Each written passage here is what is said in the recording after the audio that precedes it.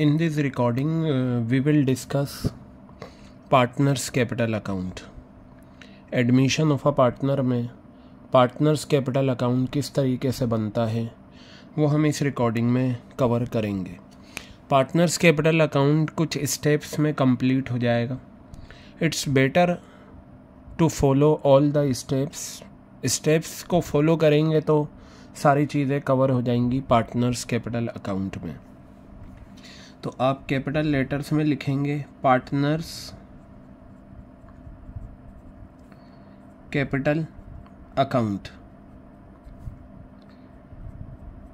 Late me tell you one thing, ये जो हम पार्टनर्स कैपिटल अकाउंट बना रहे हैं इसमें ओल्ड पार्टनर्स और न्यू पार्टनर तीनों ही आएंगे, ठीक है। तो you will write here 3 columns in debit side, 3 columns in credit side. Separate नहीं बनते, एक साथ ही हम बनाते हैं। सपोज अगर if you have A B old partners, so new partner will be C. Similarly A B old partners, new partner will be C. This one will be the credit side and this one will be the debit side. Now what is the nature of partners capital account? मैं आपको बताऊं, partners capital account का nature personal होता है। Partners capital account को बनाने के लिए जो तरीका, जो ट्रिक आपको फॉलो करनी है वो ये करनी है कि हर वो चीज़ जो पार्टनर्स को मिलेगी वो क्रेडिट साइड में आ जाएगी। यानी कि हर वो चीज़ जो पार्टनर्स के लिए फ़ायदे वाली बात है वो क्रेडिट में आ जाएगी और हर वो चीज़ जो पार्टनर्स के लिए नुकसान वाली चीज़ है वो डेबिट में आ जाएगी। अच्छा, पार्टनर्स कैपिटल अकाउंट हम बनाते क्यों हैं? देखिए, ए बी की पार्टनरशिप फर्म में सी आ गया। सी के आने के बाद नई पार्टनरशिप फर्म बन गई ए बी सी की। ए बी सी तीनों मिलकर पूरे साल बिजनेस करेंगे। तो जब ये पूरे साल बिजनेस करेंगे तो बिजनेस करने का जो रिज़ल्ट आएगा वो या तो प्रॉफिट होगा या लॉस होगा। प्रॉफिट और लॉस पार्टनर्स में एक एग्रीड रेशो में बढ़ जाता है, जिसे हम प्रॉफिट शेयरिंग रेशो बोलते हैं। इसके अलावा और भी बहुत सारी चीज़ें होती हैं जो पार्टनर्स से जुड़ी हुई होती हैं। पार्टनर्स को सैलरी मिलती है, पार्टनर्स को इंटरेस्ट ऑन कैपिटल मिलता है, रीवैल्यूएशन अकाउंट से जो प्रॉफिट होता है या लॉस होता है वो पार्टनर्स को मिलता है। रुके हुए प्रॉफिट्स हैं जैसे वर्कमैन कॉम्पनसेशन फंड या इन्वेस्टमेंट फ्लक्चुएशन फंड, वो पार्टनर्स को मिलता है। रुका हुआ लॉस है जो पार्टनर्स आपस में बांट लेते हैं। नया पार्टनर गुडविल का अमाउंट लेकर आता है, नया पार्टनर कैपिटल का अमाउंट लेकर आता है। फिर वो जो प्रीमियम फॉर गुडविल का अमाउंट नया पार्टनर लाता है वो पुराने पार्टनर्स में बढ़ता है। तो पार्टनर्स को मिलता है, कुछ पार्टनर्स से लेते हैं। ये हम कहाँ दिखाएं? ये सारी चीज़ें दिखाई जाती हैं पार्टनर्स कैपिटल अकाउंट में। पार्टनर्स कैपिटल अकाउंट को बनाने के पीछे जो सिंपल सा लॉजिक है वो ये है, साल के आखिर में हमें ये जानना है एक पार्टनरशिप फर्म में इन तीनों का कितना बैलेंस है। वो बैलेंस यहाँ आ जाता है। अच्छा, इसकी शुरुआत कैसे होगी पार्टनर्स कैपिटल अकाउंट की? देखिए, ये आपको है ना पुरानी बैलेंस शीट गिवन होगी ए बी की क्वेश्चन में। ये रही बैलेंस शीट, देखिएगा ये बैलेंस शीट गिवन होगी और ये आपकी लाइबिलिटी साइड है और ये क्या आ गई, आपकी असेट साइड आ गई। यहाँ पर ए बी का बैलेंस गिवन होगा एस कैपिटल और ये आ गया आपका बीस कैपिटल। अभी सी तो आ रहा है तो ये पुराने पार्टनर्स का कैपिटल बैलेंस गिवन होगा। ये जो कैपिटल बैलेंस है ये लाइबिलिटी में है, लाइबिलिटी का नेचर होता है क्रेडिट। तो यहाँ आने वाली हर आइटम का नेचर क्या है, क्रेडिट।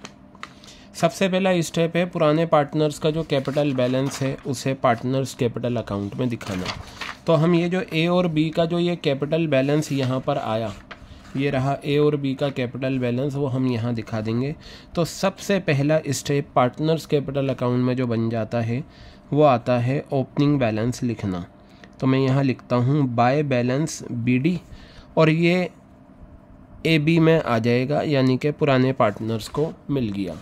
फॉर योर रेफरेंस मैं यहाँ लिख देता हूँ from liabilities side of old balance sheet. पुरानी बैलेंस शीट की लाइबिलिटी साइड से आप ये फिगर ले सकते हैं, ये अमाउंट आप ले सकते हैं पुरानी बैलेंस शीट से। अब देखिए कई बार क्या होता है, ये कैपिटल बैलेंस लाइबिलिटीज़ में गिवन नहीं होते, ये कैपिटल बैलेंस यहाँ गिवन होते हैं एस कैपिटल असेट्स में, बीस कैपिटल असेट्स में। मान लो लाइबिलिटीज़ में ना गिवन होकर ये कैपिटल बैलेंस कहाँ गिवन है, असेट्स में गिवन है। तो असेट्स का नेचर होता है डेबिट, तो इन बैलेंस का नेचर भी डेबिट हो गया। फिर हम ये वाली जो फिगर होंगी उसे हम यहाँ दिखाएंगे टू बैलेंस बीडी। किस नाम से दिखाएंगे? टू बैलेंस बीडी के नाम से, और ये ओपनिंग बैलेंस ही कहलाएगा कैपिटल का। यहाँ मैं लिख देता हूँ इसी तरीके से from asset side of old balance sheet. पुरानी बैलेंस शीट की असेट साइड से हम क्या करेंगे, यहाँ पर ये फिगर लिख देंगे, इसे पहला स्टेप कहा। अब देखिए असेट्स में जो कैपिटल का बैलेंस गिवन होता है वो ना के बराबर गिवन होता है। यूजुअली क्वेश्चन में ये कम गिवन होता है, लाइबिलिटीज़ में होता है, लेकिन आपको पता होना चाहिए। दूसरा पॉइंट ये है, जैसे मान लीजिए दो पार्टनर ओल्ड पार्टनर्स हैं, ए का तो लाइबिलिटीज़ में गिवन है और बी का असेट्स में गिवन है, तो आप ए का बाय बैलेंस बीडी करके ए का यहाँ दिखा देना और जो बी का है वो यहाँ दिखा देना टू बैलेंस बीडी करके बी में।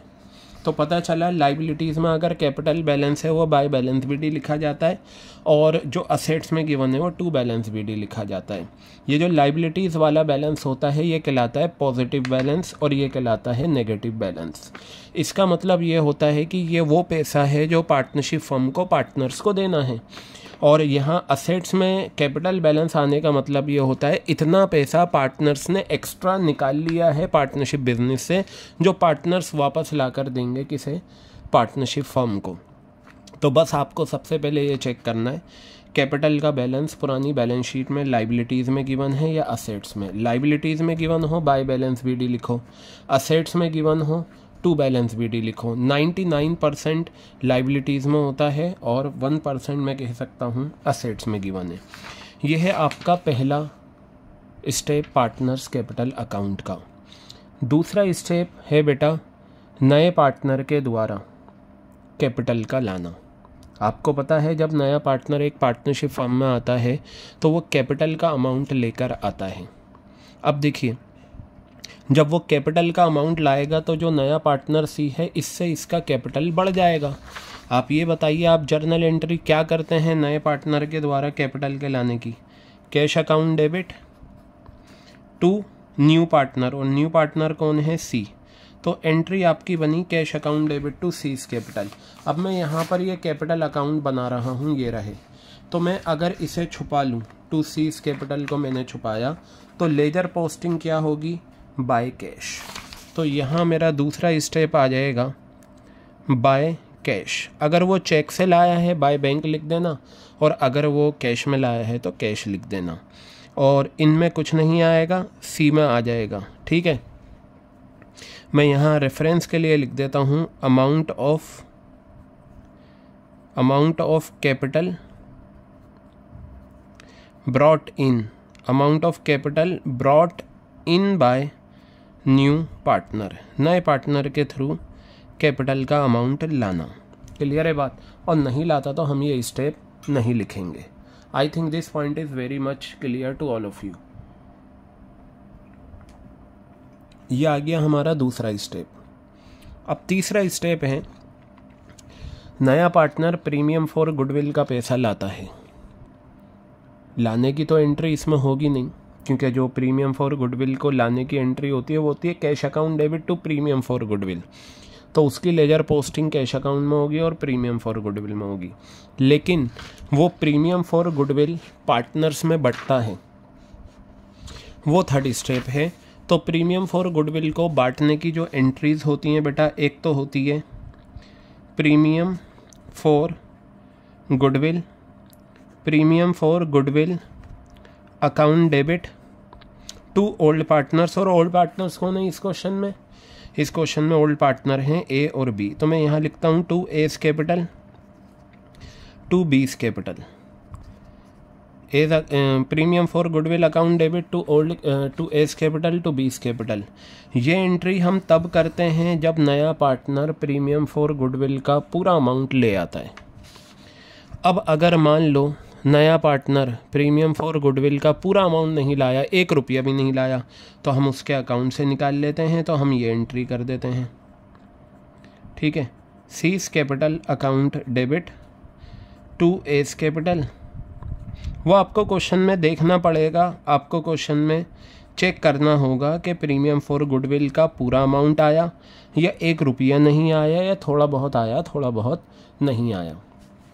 अब प्रीमियम फॉर गुडविल आ गया, एक ये अमाउंट आ गया, यहाँ पर तो 1 रुपया, यहाँ तो सारा पैसा आ गया प्रीमियम का, यहाँ 1 रुपया नहीं आया। और एक एंट्री होती है प्रीमियम फॉर गुडविल का पैसा लाया थोड़ा बहुत, तो हम डेबिट कर देते हैं प्रीमियम फॉर गुडविल, ठीक है।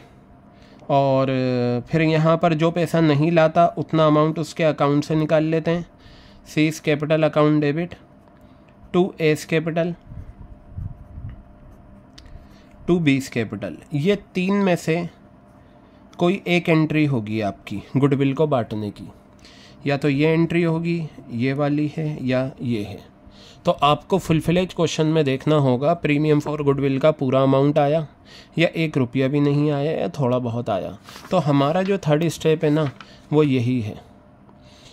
ज़्यादातर क्वेश्चन में जो गिवन होता है सारा अमाउंट आ जाता है फुल फ्लेज क्वेश्चन में, ये वाला कम सिनेरियो होता है। तो हम देखते हैं, अगर मैं इस एंट्री की लेजर पोस्टिंग कैपिटल अकाउंट में करूं, तो आप पार्टनर्स कैपिटल को छुपा लो। मैंने यहाँ जो ये ए बी है इसे छुपा लिया।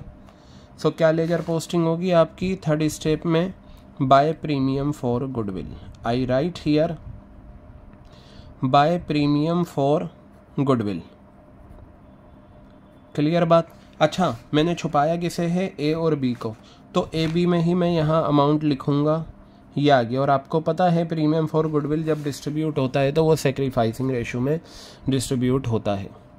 तो ये बाय प्रीमियम फॉर गुडविल आया कब? जब आपका सारा का सारा पैसा कैश में आ गया। मैं यहाँ और करके लिखता हूँ ये वाली सिचुएशन, अगर वो 1 रुपया भी नहीं लाया, चेक करना होगा आपको क्वेश्चन में। तो अगर आप यहाँ पर देखें, यहाँ पर डेबिट में भी पार्टनर का नाम है और क्रेडिट में भी पार्टनर का नाम है। तो अगर ये केस होता है तो फिर दोनों तरफ लेजर पोस्टिंग होगी। तो मैं अगर ए बी को छुपा लूँ इसमें, तो क्या हो जाएगा? By C's capital. यहाँ मैंने लिखा बाय सीज कैपिटल, और छुपाया किसे था? ए बी को। तो ए में यहाँ पर ये आ गया, बी में यहाँ पर ये आ गया। क्लियर? और फिर मैं सी को अगर छुपा लूँ तो नीचे लिखा हुआ है टू ए टू बी, तो यहाँ मैं लिखूँगा टू एज कैपिटल और यहाँ लिखूँगा to B's capital. To A's capital to B's capital ये आ गया बेटा। तो देखिएगा, सी को छुपाया टू ए टू बी ये आ गया यहाँ पर, ये है ना, ये सी को छुपाया तो टू ए टू बी यहाँ लिख दिया। अच्छा, जिसे छुपाते हैं उसमें अमाउंट लिखा जाता है, तो ये मैंने सी में अमाउंट ये यहाँ लिख दिया। तो आपको या तो ये सिचुएशन गिवन होगी या ये सिचुएशन। अब ये वाली जो लेजर पोस्टिंग है ये मैं आपको अलग से इसके बाद नेक्स्ट रिकॉर्डिंग में बता दूंगा, ठीक है। तो ये भी आपका थर्ड स्टेप ही है। तो आप चेक कर लेना कि सारा पैसा आ गया या नहीं आया। क्लियर है बात? ये आपका 3 स्टेप हो गए। तीसरा स्टेप था गुडविल को बांटने वाला। अब जो हमारा नेक्स्ट स्टेप है वो है रीवैल्यूएशन अकाउंट। इससे पहले आपने बनाया होगा। रीवैल्यूएशन अकाउंट से you will get either profit और लॉस। प्रॉफिट है, रीवैल्यूएशन का प्रॉफिट पुराने पार्टनर्स को मिलेगा, इससे उनका कैपिटल बढ़ जाएगा। और बढ़ने वाली साइड ये साइड है क्रेडिट साइड। तो आप यहाँ पर 4th स्टेप लिखेंगे बाय रीवैल्यूएशन। क्या लिखेंगे यहाँ पर? बाय रीवैल्यूएशन ब्रैकेट में लिख देना कि ये प्रॉफिट है, ठीक है। और ये पुराने पार्टनर्स में होता है, रीवैल्यूएशन में ऑलरेडी बटा हुआ होता है। ए और बी का जो पर्टिकुलर शेयर है वो यहाँ ए बी के अकाउंट में हम लिख देंगे। क्लियर हो गई बात। तो ये रीवैल्यूएशन का प्रॉफिट, मान लीजिए अगर रीवैल्यूएशन से लॉस आया तो आप क्या करेंगे, यहाँ पर फोर्थ स्टेप आपका आ गया टू रीवैल्यूएशन। क्या आ गया यहाँ पर फोर्थ स्टेप, टू रीवैल्यूएशन, और ब्रैकेट में लिख लीजिए लॉस। और ये आपका आ गया यहाँ पर ए और बी में। क्लियर हो गई बात, क्योंकि रीवैल्यूएशन का प्रॉफिट और लॉस पुराने पार्टनर्स में ही बढ़ता है, इसलिए ए बी में आ गया। ये आपके 4 स्टेप्स हो गए। अब आता है 5वां स्टेप। ये जो आपकी बैलेंस शीट है ना, यहाँ लाइबिलिटीज़ में आपको कुछ रुके हुए प्रॉफिट्स मिलेंगे जिनके नाम होते हैं workman compensation fund, investment fluctuation fund, general reserve, और अगर लाइबिलिटीज़ में प्रॉफिट एंड लॉस अकाउंट लिखा हुआ है तो ये प्रॉफिट होता है, प्रॉफिट एंड लॉस अकाउंट। साथ में क्रेडिट भी दे रह सकते हैं, अदरवाइज खाली प्रॉफिट एंड लॉस। ये चारों एक्यूमुलेटेड प्रॉफिट्स के एग्जाम्पल हैं। नया पार्टनर जब आता है तो पुराने पार्टनर्स इन रुके हुए प्रॉफिट्स को आपस में बांट लेते हैं। पुराने पार्टनर्स का होता है, पुरानी बैलेंस शीट में होता है, बटेगा भी किस में, पुरानी रेशो में। जब ये रुका हुआ प्रॉफिट पुराने पार्टनर्स को मिलेगा, इससे उनका कैपिटल बढ़ जाएगा, और बढ़ने वाली साइड ये क्रेडिट साइड होती है। तो हमारा जो 5वां स्टेप है वो है, यहाँ पर हम लिखेंगे, अच्छा नाम लिखना एक्यूमुलेटेड प्रॉफिट का। जैसे मान लीजिए अगर WCF है तो आप यहाँ पर लिखेंगे बाय WCF, और मान लीजिए अगर आपको यहाँ पर गिवन है IFF तो बाय IFF लिखेंगे, जनरल रिजर्व गिवन है बाय जनरल रिजर्व लिखेंगे, या आपको गिवन है प्रॉफिट एंड लॉस तो आप प्रॉफिट एंड लॉस लिखेंगे। इनमें से जो गिवन है आप वो ले लेना। बेटा ये कहलाते हैं एक्यूमुलेटेड प्रॉफिट्स। क्या कहलाते हैं ये? एक्यूमुलेटेड प्रॉफिट्स कहलाते हैं। और ये जो डिस्ट्रीब्यूट होंगे किस में होंगे? ओल्ड रेशो में होंगे। किस में होंगे? ये ओल्ड रेशो में। तो यहाँ पर हमारा क्या आएगा? ये यहाँ पर ये आंसर आ जाएगा किसका? एक्यूमुलेटेड प्रॉफिट्स का। ठीक है, नाम से लिखा जाएगा। जितने भी आपको गिवन है, मान लीजिए 2 आपको गिवन है तो आप उसी नाम से लिखना। अच्छा, WCF IFF का ट्रीटमेंट हम बहुत डिटेल में डिस्कस कर चुके हैं। जिस केस में पार्टनर्स कैपिटल में आएगा आप वो यहाँ लिख देना। ये हो गया आपका 5वां स्टेप एक्यूमुलेटेड प्रॉफिट्स का। ज़रूरी नहीं चारों गिवन हो, ऐसा नहीं होता कि एक क्वेश्चन में चारों एक्यूमुलेटेड प्रॉफिट्स हों। एक हो सकता है, 2 हो सकते हैं, 3 भी हो सकते हैं, लेकिन बहुत कम आता है कि एक ही क्वेश्चन में 3 एग्जाम्पल एक्यूमुलेटेड प्रॉफिट्स के, 1 या 2 यूजुअली मिल जाते हैं। 4 भी आ जाएं कोई बात नहीं, आप उनका नाम लिखो और उन्हें रेशो में बांट दो। ये था हमारा 5वां स्टेप जो हम कर चुके हैं। 6 स्टेप हमारा आता है असेट साइड में। जिस तरह से एक्यूमुलेटेड प्रॉफिट्स होते हैं ऐसे ही एक्यूमुलेटेड लॉसेज होंगे, और उसका एग्जाम्पल होता है अगर असेट्स में प्रॉफिट एंड लॉस अकाउंट लिखा हुआ है, ये डेबिट बैलेंस होता है, ये रुका हुआ लॉस है, या फिर आपको लिखा होगा डेफर्ड रेवेन्यू एक्सपेंडिचर। क्या लिखा होगा? Deferred revenue expenditure. इसका दूसरा नाम होता है एडवर्टीजमेंट सस्पेंस। क्या होता है? एडवर्टीजमेंट सस्पेंस अकाउंट या खाली एडवर्टीजमेंट सस्पेंस। ये दोनों ही एक्यूमुलेटेड लॉसेस के एग्जाम्पल हैं। तो अगर प्रॉफिट बटेगा तो पार्टनर्स का कैपिटल बैलेंस बढ़ जाएगा, क्रेडिट में आ गया, और एक्यूमुलेटेड लॉस जब बटेंगे तो कैपिटल का बैलेंस कम हो जाएगा, तो वो कहाँ आ जाएगा? यहाँ पर आ जाएगा डेबिट साइड में। यहाँ मैं लिखता हूँ आपका प्रॉफिट एंड लॉस, मैंने लिख दिया यहाँ पर डेबिट बैलेंस, और यहाँ मैंने लिख दिया to deferred revenue expenditure. To deferred revenue expenditure, ये आ गया बेटा। ठीक है, ये दोनों क्या हैं? एक्यूमुलेटेड लॉसेस के एग्जाम्पल हैं। क्या हैं ये? Accumulated losses. और ये भी किस रेशो में जाएंगे? ओल्ड रेशो में जाएंगे, ओल्ड पार्टनर्स में। तो ये आपके ओल्ड पार्टनर्स ही आ गए। ये ओल्ड पार्टनर्स आ गए, ये ओल्ड पार्टनर्स आ गए। बताइए क्लियर हो गई बात। तो ये आपके इस तरह से 6 स्टेप्स पूरे हो गए किसके, पार्टनर्स कैपिटल अकाउंट के। अभी कुछ स्टेप्स और बाकी हैं। अब देखिए 7th स्टेप है, अगर आपको पुरानी बैलेंस शीट में गुडविल नज़र आ रही है, ये रही, तो हमें इस गुडविल को कैंसिल करना है, इस गुडविल को राइट ऑफ करना है, हटाना है असेट साइड से। असेट्स का नेचर डेबिट होता है, तो गुडविल का भी नेचर क्या है, डेबिट। हमें इस गुडविल को हटाना है, कैंसिल करना है। ये ऑलरेडी डेबिट है, कैंसिल करने पर ये क्या हो जाएगी, क्रेडिट। तो एंट्री हो जाएगी to goodwill account. To goodwill account जो आया है ये कैंसिल हो गया। अब गुडविल जो राइट ऑफ होती है पुराने पार्टनर्स में होती है। जब पुराने पार्टनर्स, जब प्रीमियम फॉर गुडविल का अमाउंट बांटा जाता है तो कैपिटल बढ़ जाता है। बढ़ने का मतलब वो क्रेडिट होता है। और जब गुडविल राइट ऑफ होती है तो पुराने पार्टनर्स का कैपिटल कम हो जाता है। कम होता है तो डेबिट होता है। तो एंट्री बन जाएगी एस कैपिटल अकाउंट डेबिट, बीस कैपिटल अकाउंट डेबिट। ये जर्नल एंट्री होती है। याद रखना, आप इसे दिमाग में रखना कि गुडविल को राइट ऑफ करने की एंट्री होती है old partners capital account debit to goodwill. ये एंट्री होती है गुडविल को राइट ऑफ करने की। अब मुझे इस एंट्री की लेजर पोस्टिंग इस अकाउंट में करनी है। तो इधर ध्यान से देखिएगा, आप कैपिटल अकाउंट बना रहे हो। कैपिटल अकाउंट जब बना रहे हो तो कैपिटल को छुपा लो। मैंने ए और बी का कैपिटल छुपा लिया। नीचे लिखा हुआ है टू गुडविल। तो मेरा जो 7th स्टेप है वो है टू गुडविल। और मैं आगे यहाँ लिख देता हूँ गुडविल रिटर्न ऑफ। कौन सी एंट्री है ये, to goodwill, goodwill written. ये रिटर्न ऑफ वाली एंट्री है। क्लियर हो गई बात।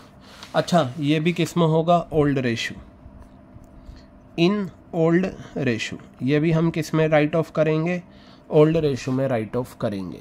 ये आपका 7th स्टेप हो गया। अब जो हमारा 8th स्टेप आता है इसमें वो ये आता है कि पुरानी बैलेंस शीट के साथ नीचे कुछ एडजस्टमेंट्स गिवन होती हैं। पुरानी बैलेंस शीट ये आपको क्वेश्चन में गिवन होगी। along with old balance sheet you will be given certain adjustments। तो उन एडजस्टमेंट में एक एडजस्टमेंट हो सकती है कि पुराने पार्टनर्स ने गुडविल का अमाउंट विड्रॉ कर लिया। कौन सी गुडविल का अमाउंट, वो जो प्रीमियम फॉर गुडविल आया था, जो प्रीमियम फॉर गुडविल आया था, बांटने के बाद पार्टनर्स ने उस गुडविल को विड्रॉ कर लिया। विड्रॉ करने का मतलब होता है पार्टनरशिप फर्म ने उस गुडविल का पैसा पार्टनर्स को दे दिया। तो गुडविल को जो विड्रॉ करने की एंट्री होती है वो होती है जब ये अमाउंट गुडविल विड्रॉन का पार्टनर्स को दिया जाएगा तो पार्टनर्स जो हैं वो रिसीवर होंगे। और पर्सनल का रूल कहता है डेबिट द रिसीवर। तो एस कैपिटल अकाउंट डेबिट हो जाएगा, बीस कैपिटल अकाउंट क्या हो जाएगा, डेबिट हो जाएगा। क्यों, क्योंकि ये दोनों रिसीवर हो गए, डेबिट द रिसीवर। और पार्टनरशिप फर्म के पास से कैश जा रहा है to cash account, credit the giver, sorry credit what goes out. To cash account जो क्रेडिट हुआ है वो रियल का रूल लगा, credit what goes out. A और बी जो डेबिट हुए हैं ये डेबिट द रिसीवर हैं। ये जर्नल एंट्री होती है गुडविल विड्रॉ करने पर। तो हमारा जो 8th स्टेप है वो है गुडविल विड्रॉन का। अगर मैं ए बी को छुपा लूँ, देखिए तो नीचे क्या लिखा हुआ है, टू कैश। तो यहाँ मेरा 8th स्टेप आ जाएगा टू कैश। और यहाँ मैं लिख देता हूँ गुडविल विड्रॉन। क्या आ गया यहाँ पर, गुडविल विड्रॉन। ठीक है, यहाँ पर मैंने ये लिख दिया। अच्छा, ये जो गुडविल विड्रॉन है ये इंफॉर्मेशन गिवन इन एडजस्टमेंट्स, ये आपको एडजस्टमेंट्स में गिवन होगी। ये बैलेंस शीट में नहीं, कहाँ गिवन होगी ये इंफॉर्मेशन, गिवन इन एडजस्टमेंट्स। ये आपके टोटल 8 स्टेप्स हो गए। एक और स्टेप होता है, कम गिवन होता है, अगर कोई पार्टनर पार्टनरशिप फर्म की असेट्स ले जाए। फॉर एग्जांपल, जब असेट्स को रीवैल्यू किया जा रहा था तो फर्नीचर, एक पार्टनर ने कहा, ए ने कहा कि ये फर्नीचर मैं ले जाता हूँ। तो पार्टनरशिप फर्म उस फर्नीचर का अमाउंट ऐसे नहीं लेगी। अगर वो दे दे कैश में बहुत अच्छी बात है, उसी वक्त अगर उसने कैश में दे दिया तो पार्टनरशिप फर्म को मिल जाएगा पैसा। लेकिन अगर ए ने कहा भाई ये फर्नीचर मैं ले जाता हूँ और अभी उस वक्त पैसा नहीं दिया, तो फिर हम क्या करते हैं, जितना अमाउंट का वो फर्नीचर लेगा गया है उसके अकाउंट से कम कर देंगे। तो ये एक तरीके से ड्राइंग्स हो जाती है। लेकिन हम यहाँ लिखेंगे 9th स्टेप, जैसे अगर वो फर्नीचर ले गया तो मैं यहाँ लिखूँगा टू फर्नीचर, ठीक है। और फर्नीचर लिखकर ए के अकाउंट से उतना पैसा मैं क्या करूँगा, माइनस कर दूँगा। अगर मशीन ले गया तो यहाँ मशीनरी लिख देना, और कंप्यूटर ले गया तो यहाँ पर आप क्या लिख देना, कंप्यूटर लिख देना, और उसके अकाउंट से। मान लो इसी तरीके से अगर बी भी ले गया तो बी के अकाउंट से निकल जाएगा। क्लियर हो गई बात। ये सी नहीं लेकर जाएगा क्योंकि रीवैल्यूएशन का जो प्रोसेस होता है वो पुराने पार्टनर से जुड़ा हुआ होता है। ये जो एडजस्टमेंट है ये बहुत कम गिवन होती है, ठीक है। यहाँ हम तब लिखेंगे जब कोई पुराना पार्टनर बिजनेस की कोई असेट्स ले जाए। अब ये आपके सामने टोटल 9 स्टेप्स आ गए। लास्ट स्टेप है इसे क्लोज करना। क्लोजिंग का प्रोसेस वैसा ही है जैसे हर लेजर अकाउंट को आप बंद करते हैं। चेक करिए कौन सी साइड बड़ी है। ज़्यादातर क्वेश्चन में क्रेडिट साइड बड़ी होती है, लेकिन ऐसा ज़रूरी नहीं है, आप एक एक करके करिएगा। तो मैं सबसे पहले लेता हूँ ए का। मान लो ए की ये क्रेडिट साइड बड़ी है, ये रही ए की क्या है, ये क्रेडिट साइड, ये रही ए की क्रेडिट साइड बड़ी है। तो ये टोटल मैंने क्या करा, यहाँ लिख दिया, ये देखिए ये आ गया ये टोटल। क्लियर हो गई बात।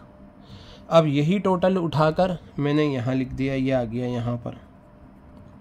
अब इसमें से ये सब माइनस करके मेरे पास यहाँ पर बैलेंस आएगा, और ये बैलेंस मेरा कहलाएगा टू बैलेंस सी डी। क्या कहलाएगा, ये मेरा टू बैलेंस सी डी कहलाएगा। क्लियर हो गई बात ये, यानी कि ये क्लोजिंग बैलेंस आ गया।